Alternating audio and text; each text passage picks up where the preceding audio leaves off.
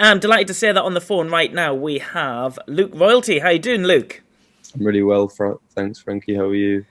Yeah, I'm good. I just let the listeners know this was a very last minute interview, but an opportunity arose to get you on the show. And seeing as though you've got the single of the week, I thought we'd better take it. And thanks for giving us another brilliant single. You're on our tips for 2022 as well, which means even if you put out like 3.5 minutes of farting, we'd have to playlist it.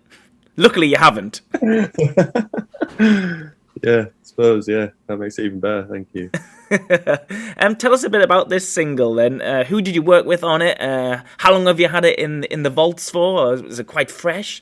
I think in terms of like compared to the other ones, it is quite fresh. I went down in the summer and to London to work with a producer called Julian Flew, who works with like El Divine and a few other people, and it kind of it was one of those where I wanted to write like a really different personal song, so like something a bit different from the ones that I've done, like with the classic like pop choruses and stuff. I wanted to do something that was a bit more like showed a different side to me, if you know what I mean. And I think once this song got finished, it was kind of pretty obvious that it was the single, and it was going to be because it stood out from the others because the others are slightly more similar to my other stuff. So it just kind of it just one of those where the turnaround was very quick because of how quickly it jumped out compared to the other songs, if you know what I mean. Yeah, I do know what you mean. What came first on this track then? Was there a kind of the mood of the track and then the lyrics, and then you kind of build it around that? Is that what comes first for you naturally? I mean, it's definitely got great lyrical content, which is one of the main things in your music, isn't it? Yeah, I suppose. I think the idea of the song had been something that I wanted to do for a while. I had the idea of naming a song Blue Peter like for quite a while. There's like 4 of the songs I've got also called Blue Peter, but they were just rubbish, so they didn't get like chosen or whatever. And I think like I don't know. I think like I said before, it was just I really wanted to write like a song which was personal, and I wanted to write like a message to some of my mates because they've been like really supportive over the past year of me doing music. Because it's quite different, like from a lad from Darla to be doing like pop music, especially in my like close circle of friends from where I grew up, and they've been really supportive. So I kind of wanted to give them something back, and I had a few of the lyrics. I had like the poem, which is before the big outro. I had that written down from quite a while ago, and I kind of just chipped away at it, and it came together in the studio within like a day, which was great. No, it's really great, and I think I've been on your singles for quite a while now, and I can see the progression of not just development of production and sound, but of definitely of you as a person as well. You're definitely growing at the same time as your music, because you're still relatively young. You're still experiencing life experiences, and your music's kind of it's documenting that on your journey, and that's what I love about you at the minute, Luke. I think it's really good, and then you're reflecting on that time. You just mentioned that your friends being supportive around you in your background. I mean, are those friends you mentioned? Are any of them making music themselves, or in the creative industries? Or I know from my own background, a lot of them went straight into work from school, so it's quite hard to find common ground in those situations. But I guess what you have is a long-standing friendship, and that stands you in such good stead, doesn't it? It really grounds you and keeps you focused, doesn't it? Yeah, definitely. I think we had quite a big group at school. Like of us lads, it was like 14, 15. I think I was the only one who did anything creative. The others all kind of went into like manual labour jobs or like IT jobs. A few of them went to uni, but like I said before, there was never any like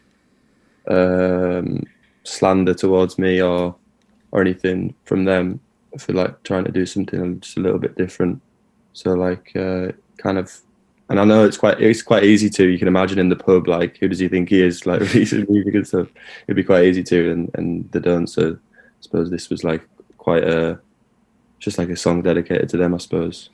And I guess that has something to do with the circumstance of, I guess, the Northeast, of course. And when I first started making music 12, 13 years ago, it was very different to what it is now. But there's still very limited opportunities in the creative industries up here, isn't there? Yeah, definitely. I think it's weird, like especially when you go to like when I went to London to make the song, and I was speaking to the producer about like the people he went to school with, and he was saying like, oh yeah, that like one of my mates is like an art dealer, and the other one's like, I don't know, like just they're all creative, and I couldn't believe it that there wasn't like just like the percentage of his friendship group was like pretty much 80% just creative people, and it kind of blew my mind a bit. And you kind of realise that the Northeast is still feels a little bit behind in terms of making that thing like a normality, really. Which is pretty much over its own, of course. But exactly. It's so odd as well, though, Luke, isn't it? Because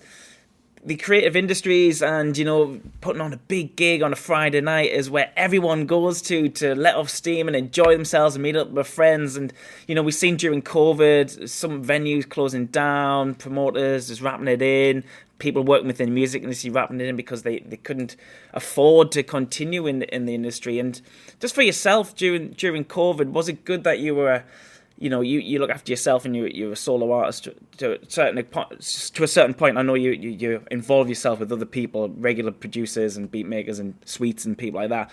But during COVID, did you feel like you were not that affected because you just kind of got your head down and started cracking on? Yeah, definitely. I think if anything, it was a good thing for me, just being by myself, because it. Like you said, I didn't have to worry about anyone else. Everyone else had kind of, even the people that I worked with, they'd kind of had to have time off from their busy lifestyle. And I just had time to just practice being a songwriter and realize what I wanted to write songs about and how I wanted to look visually and all the kind of things that go into it. And yeah, I think I kind of slipped into it. And I thought that was like the reality of being like a solo artist. I didn't worry about gigs. I was kind of happy just releasing a tune every like 2 months for my first one. I could get used to this.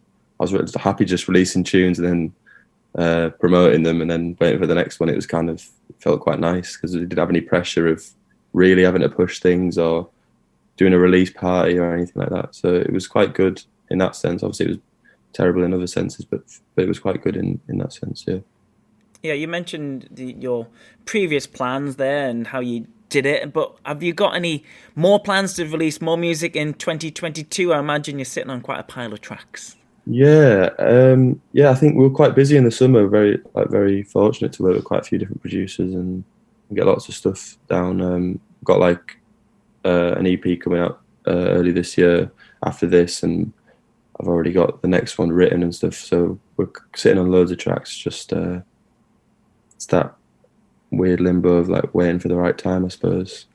Yeah, and I guess once you've made some great tracks and you polish them up in the studio and you spend loads of time putting loads of different bits and bobs on it, it gets to a point though, Luke, when you think, if this is as successful as I think it might be, I'm probably going to have to play this live. Then comes in, you have to sort a live band out, and I imagine it's a bit of a... Is it a revolving door of who's available at the moment for your band, or have you got a set lineup? Yeah, I've got a core. We did loads of gigs in the summer, and it was pretty weird to me. I'd never like heard my tune. The first gig we played, which was at 110 Above Festival in Leicester, and all my band are so amazing, and we were playing with backing tracks and stuff. We had about 4 rehearsals, and then the first gig we played was like, it was like our 5th rehearsal. It was like so weird to me to like hear these songs which I'd written in my bedroom in lockdown and stuff, like sound so huge and stuff. So it was really it's like such a weird moment. It's probably like the best moment of 2021, that just hearing it for the first time. It was such a weird moment, and I feel like before lockdown I didn't really look forward to gigs, but now I've got like my band in now. It's like the best thing about it. I can see why people like rhyme on about it so much. Yeah, and you've got some pretty big ones coming up this year. You're only going to be supporting Jake Bugg, which means there's going to be quite a lot of people at those gigs. Now, sometimes, you know, those gigs are easier because you don't see the whites of the eyes kind of thing, and you just get to play on massive venues, probably Jake Buggles, he's have a team around him where he'll say, right, go and feed Luke Royalty and his team. Great. And you finish work by about 8:30 as well, so you just get smashed. Is that the plan?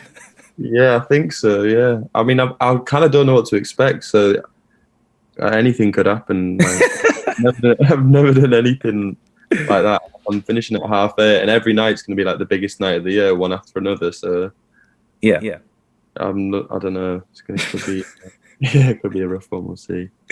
I'm sure you'll have fun though, Luke. Right, I've taken enough of your time today. Thanks once again for giving us a single of the week. As I say, you are well and truly on the tips of 2022 now, and you've always been a friend of Amazing Radio. So hopefully get you in soon. Maybe do a session. Come and do a session or something for us. Yeah, well, thanks so much for picking it, Frankie. It means so much, and yeah, I'd love to come in. I don't even know where the studio is, so I'm gonna have to find out. It's a secret location. Location, yeah. It's not that secret. It's right on the Tyne Bridge. It couldn't be more unsecret, to be honest. But anyway, yes, we'll look forward to having you in the studio soon, Luke. Thanks very much. No, thank you, Frankie.